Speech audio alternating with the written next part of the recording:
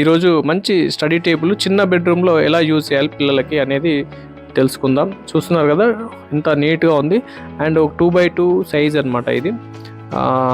ఇక్కడ కూర్చొని మనము రాస్తే అండ్ చదువుకుంటే పిల్లలకు అస్సలు ఏమంటారు హెడేక్ రాదు. ప్లస్ ఫ్రీగా ఎంతసేపు చదువుకున్నా కూడా ఫ్రీగా ఉంటుంది.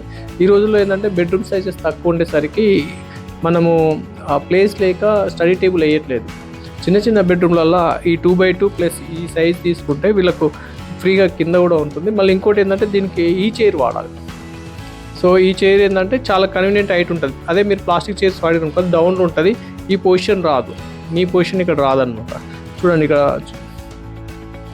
వాళ్ళకు బోర్ కొట్టదు, ఇంకా ఈజీగా ఉంటుంది. కానీ మనకు ఫోకస్ కూడా ఎక్కువ ఉంటుంది. ఎందుకంటే ఐ టు డిస్టెన్స్ అనేది ప్రాపర్గా ఉండాలి. ఎప్పుడైనా చదువుకునేటప్పుడు బుక్కి ఐస్కి కరెక్ట్ డిస్టెన్స్ ఉంటే పెయిన్ లేకుండా ఎంతసేపు అయినా కూడా వాళ్ళు వర్క్ చేసుకోవడానికి అవకాశం ఉంది.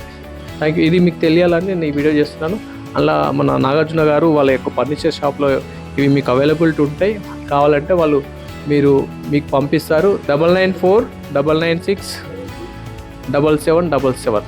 ఒకసారి దీనికి మీరు కాల్ చేస్తే వారు మీకు ఇంపోర్టెడ్ ఐటమ్ ఇది మీకు తెప్పిస్తారు.